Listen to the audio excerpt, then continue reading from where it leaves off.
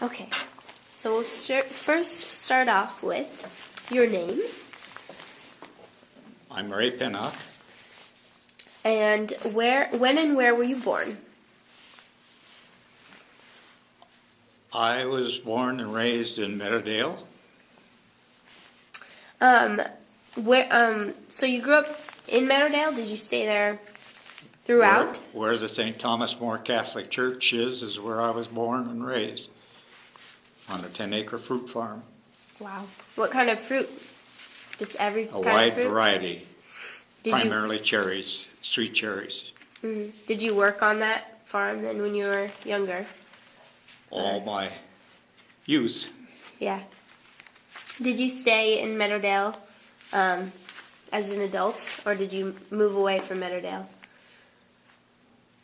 I was living at home primarily as my residence, but of course at 18, off to the Army, and then I lived on campus at the University of Washington, but home base was still Meadowdale. Mm-hmm. That's awesome. So you said you went into the Army. How long were you in the Army then? Well, I was in the Army from 1943 to 45. Primarily was at Camp Roberts in California in 43 and 45, taking basic training, and then becoming the start of my personnel administration career. I became a corporal as an Army personnel clerk, which I was until the manpower requirements in the backup of D-Day.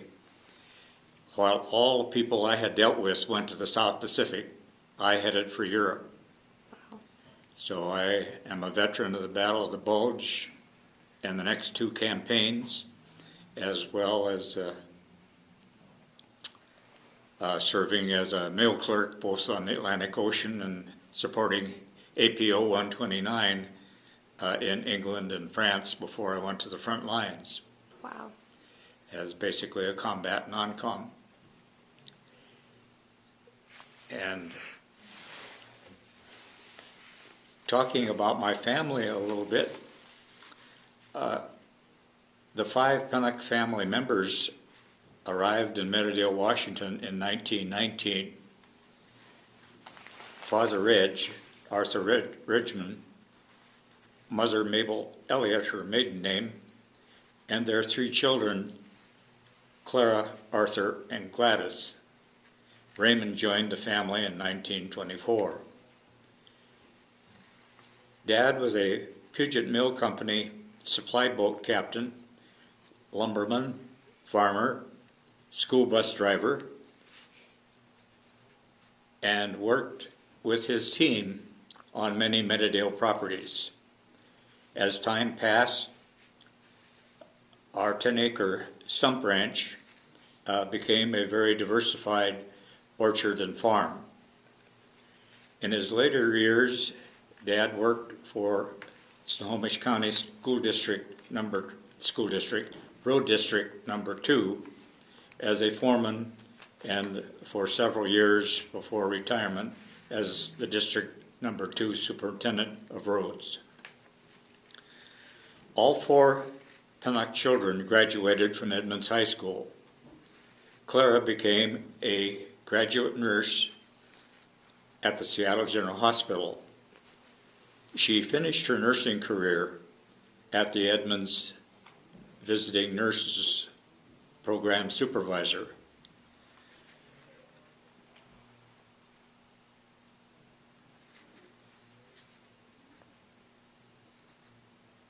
My brother Art graduated from the Seattle Metropolitan Business College in accounting, and he served as a bank manager before opening his own accounting business in South Everett. He served in the Army during World War II in the South Pacific.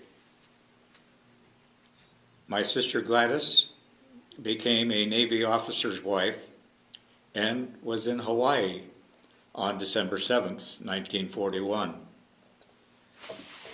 She created several dozen absolutely beautiful ornaments from goose and duck eggs, and had many other artistic abilities. After service in the war, I returned to the University of Washington, majoring in personnel administration, and served in that field for 32 years for the Boeing Company.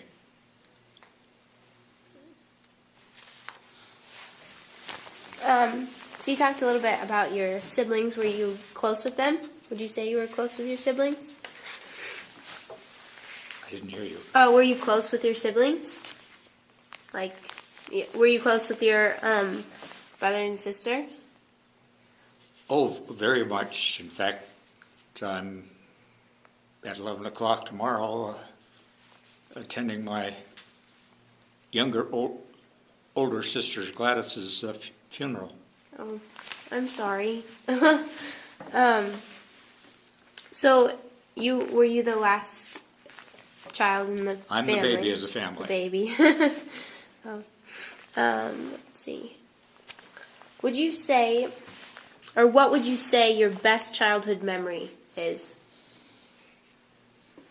Well, I inherited at 12 my sister's clarinet. At 18, I was playing in the University of Washington marching and concert bands. Oh. And music impacted, and people in my class or in school would probably remember me as the clarinetist in the band and orchestra as much as anything else. Mm-hmm. While I did not play on any of the formal college teams, I played basketball on the Juvenile Grange, Cedar Valley Juvenile Grange team, mm-hmm. as well as in an intramural league in school. I had my own team, and we were at the top of the league. Wow. Would you say basketball has changed a lot, or has it pretty much stayed the same, just the outfits changed? I followed the Sonics for many years, and once you're in the marching band at the university, you're a Husky forever. So did you learn the clarinet through school, or did your sister help you figure out how to do that? The high school band instructor was my source of instruction, mm-hmm. and interestingly, he played in the second John Philip Sousa's band as a musician himself. Wow, you're lucky you got to. Let's see. What do you think your I could ask this. What would you do for fun in high school? In sleepy Edmonds. Well, in high school, you name the activity. You already know my band and orchestra activity, mm-hmm. but I was on the debate squad, and in the plays at John Beck Club, and was in both the senior and junior plays, as well as being an officer in each of the three honor societies, Torch, Quill and Skull, and Thespians. And I was privileged as a junior to receive a national award for sports writing for the Wireless, which was our school paper in those days. Mm-hmm. So I was an active person in school, mm-hmm. and have been since. That's good. Can you explain to me the honor society sections? What were the names of it? Well, your grade level qualified you for torch, Oh, okay. and then I was a torch secretary as a senior. Okay. Yeah, we don't really have anything like that anymore. I mean, sort of, but let's see. What else could we talk about? What was your favorite book as a child or teen? Excuse me? Your favorite book in your Well, in your childhood? Jim just has been able to obtain a copy of my 1st Division Army 18th Regiment history book, and have just had a chance to, not only from Africa, but all the way through the European Theater of Operations, the 1st Division, be brought up to date on it.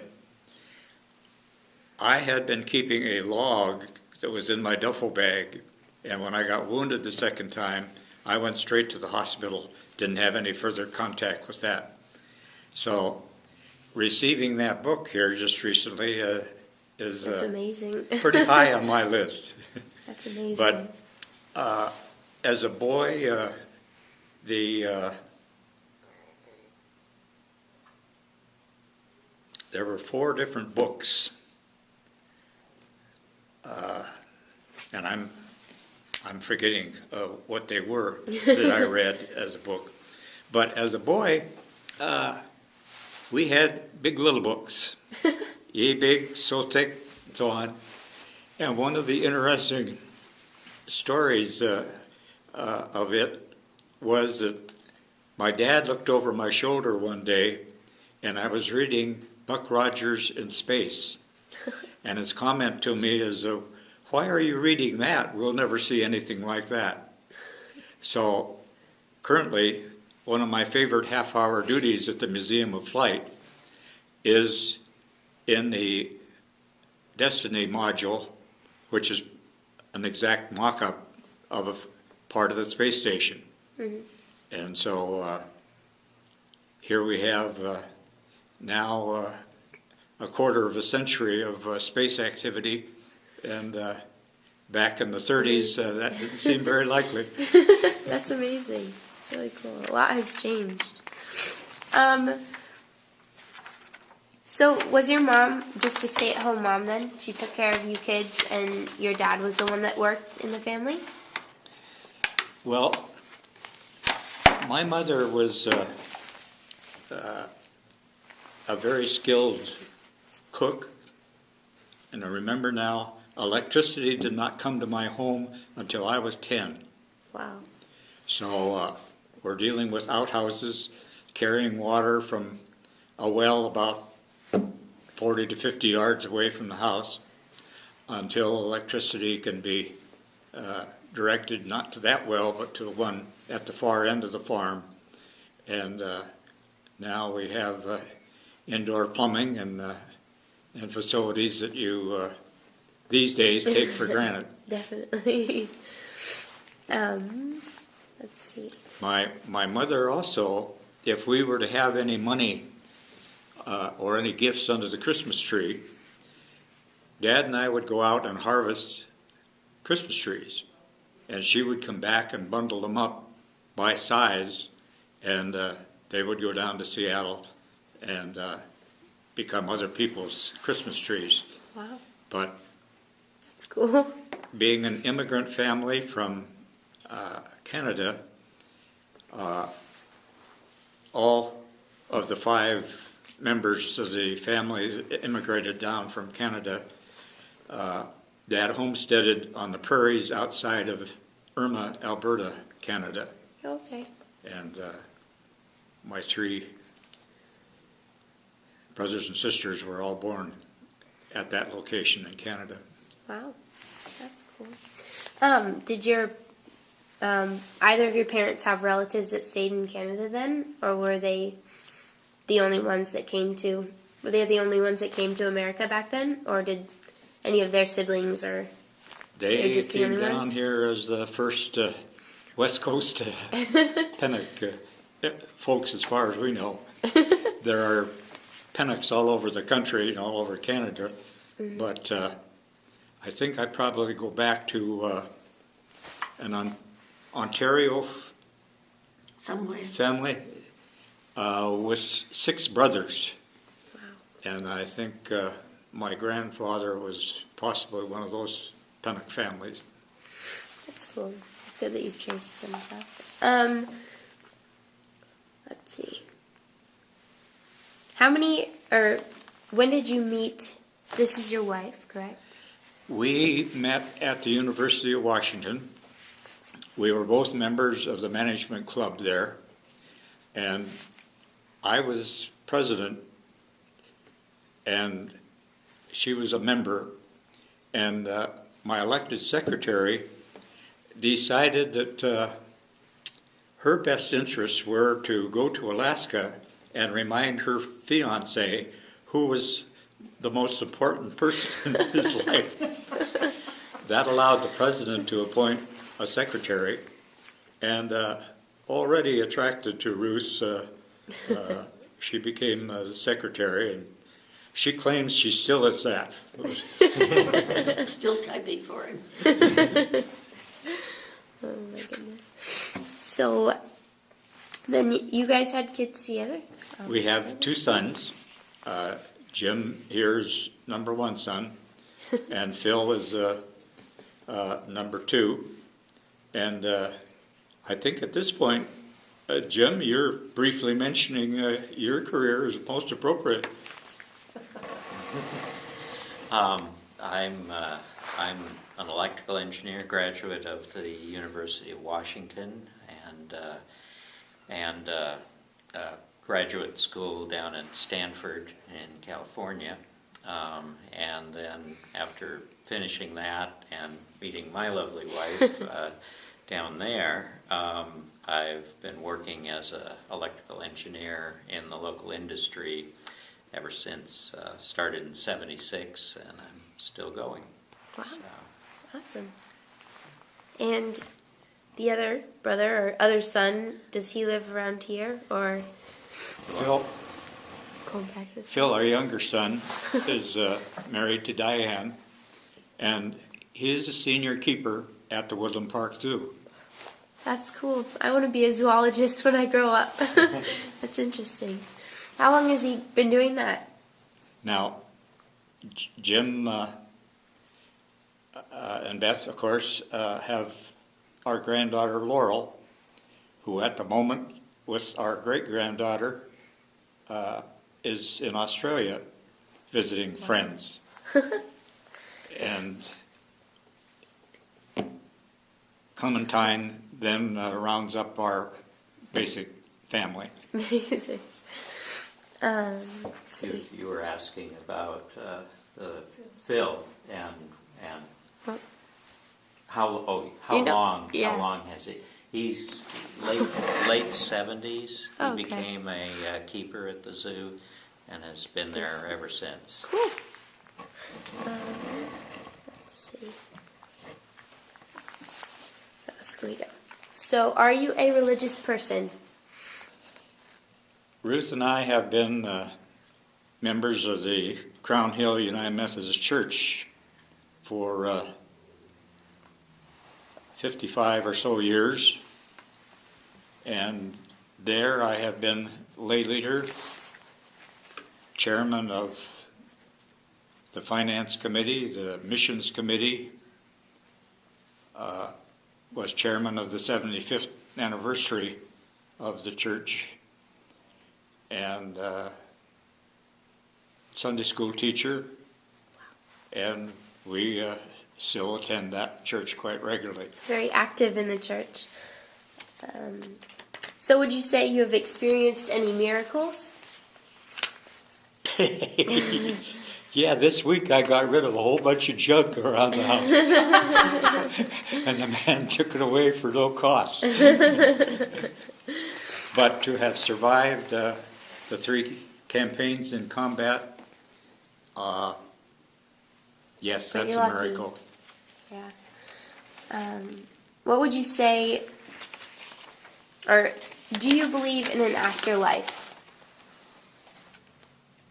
I will be mentioning that my sister has joined her husband's spirit in heaven in the my remarks tomorrow at her funeral.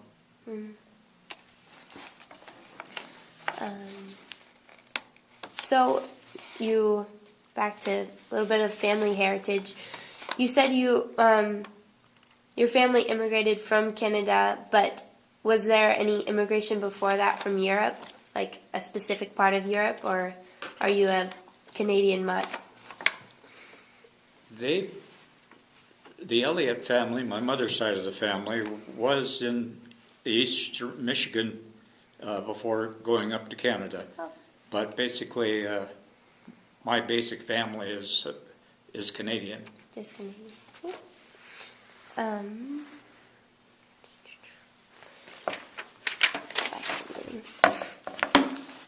So, what do you think are the most important and meaningful lessons you've learned in your life? Well, growing up on the farm, there was always lots of work to do. And from it, of course, that has stood by me during my career, that I always felt I should do a day's work for whoever was paying me. And in school, of course, I felt I was very well educated in the Edmonds grade school, in Edmonds High School, and the University of Washington. And there you learned, if you were going to obtain a reasonable grade, that you had to study and be abreast of whatever subject you were dealing with. I also, in school, felt that learning how to speak on the debate team and in other situations in the plays and so forth in school, that was an important skill to develop and have, of course, used all my life. And, of course, a personnel man is a professional listener. So somewhere along the line, I picked up that skill as well. What would you say you're most proud of? Well, my first career as a clarinetist, and to end up on the grass of Husky Stadium, and then to qualify through audition for the concert band was that. But Ruth and I have had two great sons, and of course the most important decision in my life was to decide to marry a Phi Beta Kappa. What would you say the happiest moment or happiest moments in your life?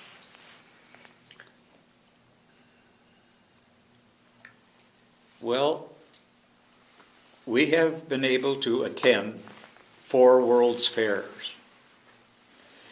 The 1962 Seattle one, the 64 World's Fair in New York, the 74 Fair in Spokane, and then the 1986 World's Fair up in Vancouver, British Columbia, which we attended 3 times.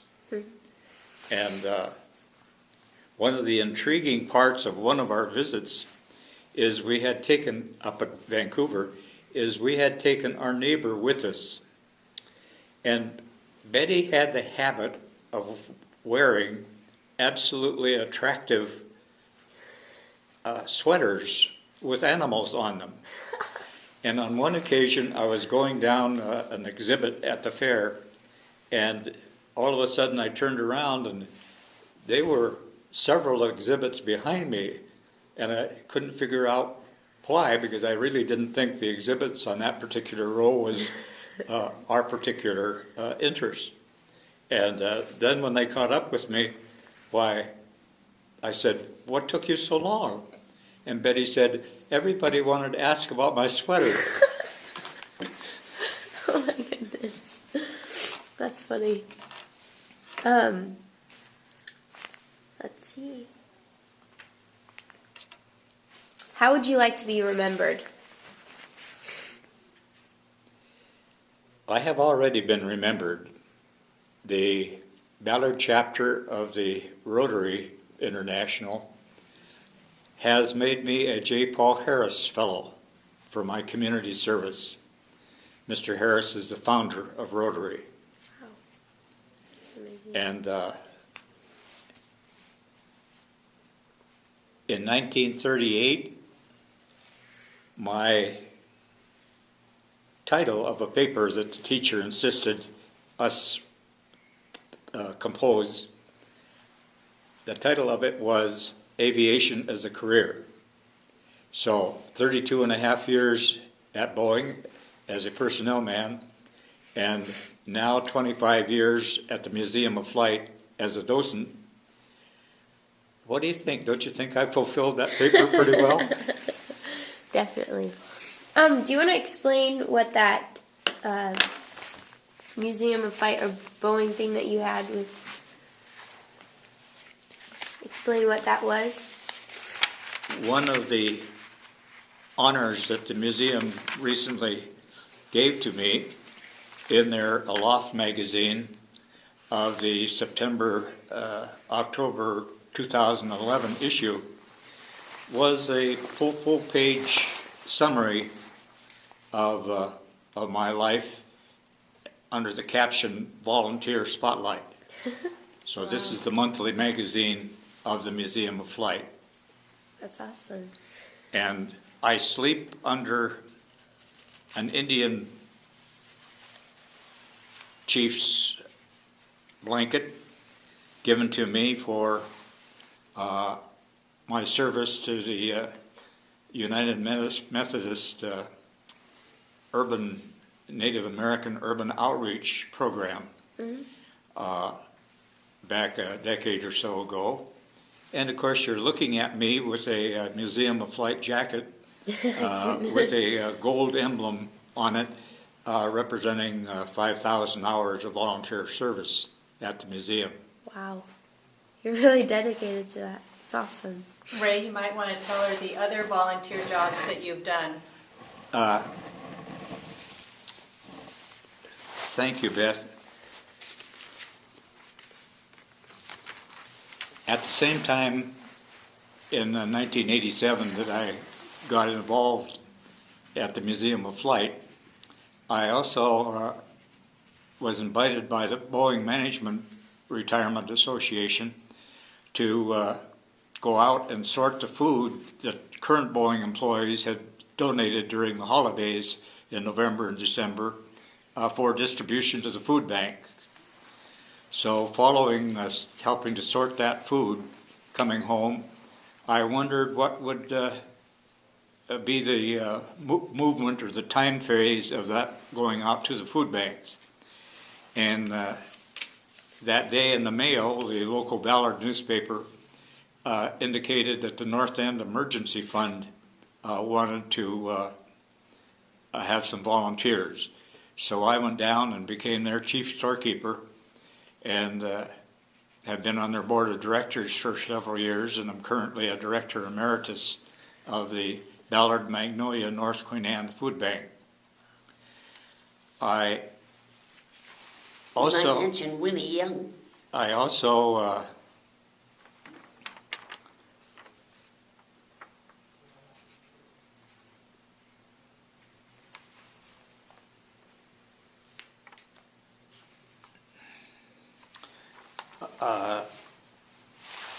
during my activities in the community, when Jim and Phil were in Scouts, I was a Boy Scout merit badge counselor and a junior achievement advisor, and I am a past secretary and president of the Lost Lake Property Owners Association up on Camino Island, past president of the Old Settlers of South Snohomish and North King County, and I followed my father in that role. I've mentioned being a docent at the museum and my different activities at church. I also was on the board of directors of the Ballard Family Center and was involved in the requirement by the state for advanced planning for the Crown Hill Ballard community here a few years ago. Wow. You've done a lot of volunteer work. You deserve all the awards you can get. So is there anything about Edmonds, Edmonds history or Edmonds High School, Edmonds schools that you'd like to add that we didn't talk about? Like your experience in the schools a little more in depth or anything? The Meadowdale I grew up in, of course, was before asphalt and concrete. So I walked to catch a school bus in muddy roads much of the year, and would end up in school with wet feet. But the area of South Snohomish County that, of course, Edmonds High School is serving, and the other high schools now, but it was on the edge back in the late 20s, early 30s of the metropolitan spread of Seattle. So in the 5th grade of grade school, the Esperance 5th graders joined us at Edmonds because of the influx of people overcrowding the Esperance school. They could just then take 4 grades instead of the 7 grades that they had previously done. And of course, Alderwood Manor grade school was through the 8th grade. But because of the influx of so forth, I actually spent 5 years at the Edmonds High School, my 8th grade being in the high school building. Wow. And not until several years later did I realize that was creating a major conflict between the folks coming down from Alderwood Manor to Edmonds. Because having been there a year, I was completely familiar with the school, and sometimes I would take a shortcut up at some manor to go to a classroom or something, and that just bugged the Alderwood kids no end. Ray, you might want to also tell her about crossing Highway 99.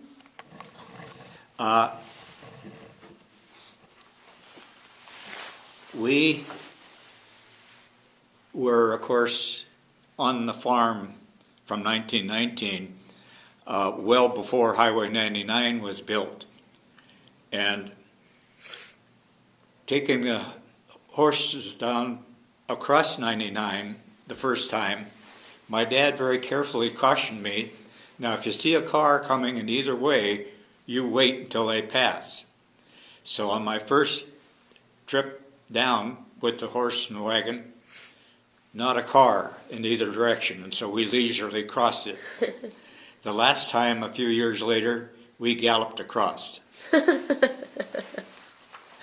Wow. And 99 would have been gravel and dirt then? In what?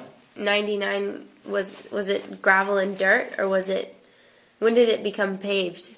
Do you know? Well, as Dad became foreman for the South End area here, and the population, of course, increased the amount of money. Yeah. Why, blacktop and activity went on, but Yeah. I rode my bicycle down to Edmonds. The Beverly Park Road was paved on the real snaky part of the road, Yeah. but only that far. Okay. At one point on it, you make a 90-degree turn and come east, and from that way all the way up to Everett, it was gravel during the 20s and 30s. Wow. But in the late 40s and in the 50s, then we started becoming a much more easily traveled area.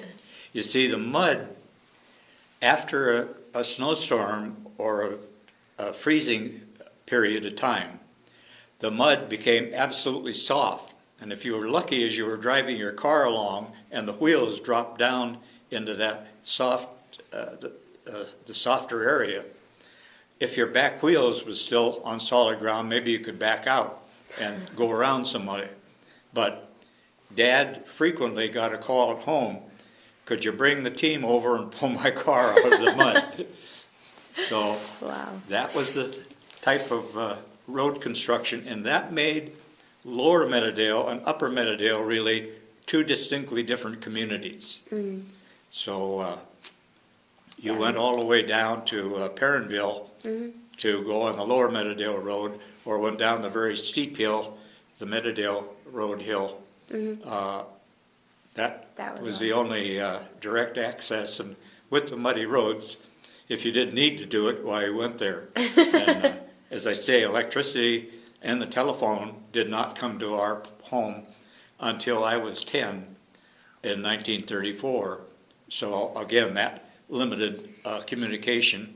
And 99, once it was in, to call across 99 was long distance. Wow. Because Meadowdale and Edmonds was served by the Meadowdale telephone exchange, and a different telephone company was on the east side of 99. In other words, if you had a business on 99 on the west side, to call to the business directly in front of you across the street was long distance. So some of the businesses there had two phones to allow their customers from either side of 99 to call without paying a toll. Wow. That's different. I heard another question that Sydney was asking, though, about 99. When it was constructed, was it paved from the beginning, or was it a gravel road when it started? Basically, 99, Jim, was chartered through areas that there was no road. So to me, 99 was always concrete. Okay. There, in fact, at Hemlock Road, there wasn't any. You went across the right-of-way for 99 on up to what was called Cedar Way in those days, but there wasn't a roadway in the 99 right-of-way. Okay. So we've got about 2 minutes left. Is there another story or something important that you'd like to talk about before we end? Well, I would say our travels as the boys were growing up to the Rockies on down to seeing the huge streets in Salt Lake City and on down to the Grand Canyon, as well as our drive in a new car across the United States to New York, to Massachusetts and New York in '64 was pretty special.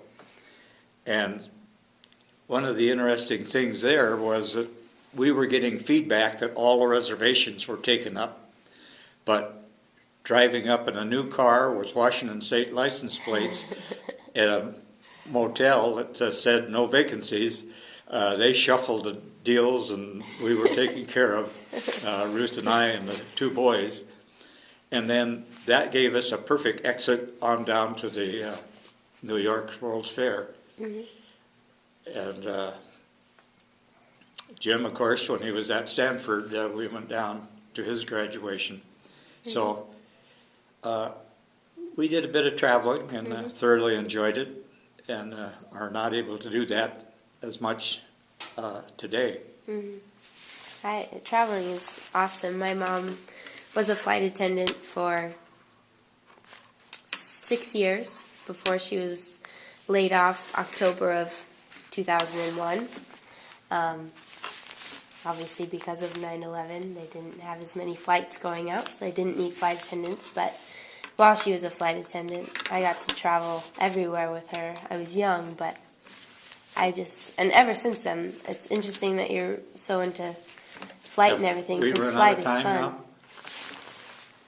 We've still got a little bit of time. Excuse me? Still have a little bit of time. Okay. But one of the things on your questionnaire is one of the most unhappy moments in my life. When the Boeing company lost its dinosaur contract at 2:30 in the afternoon. I got a call from my boss, and he said, before you leave today, be sure that you notify all the people working for you that they're on 2 weeks layoff notice. Wow. And that, of course, was very distressing to them. We were able to place them in other areas, but I had the junior crew, and that was a pretty tough task I'm sure. for me to do. Yeah, that'd be really And hard. at Christmas time, as a boy,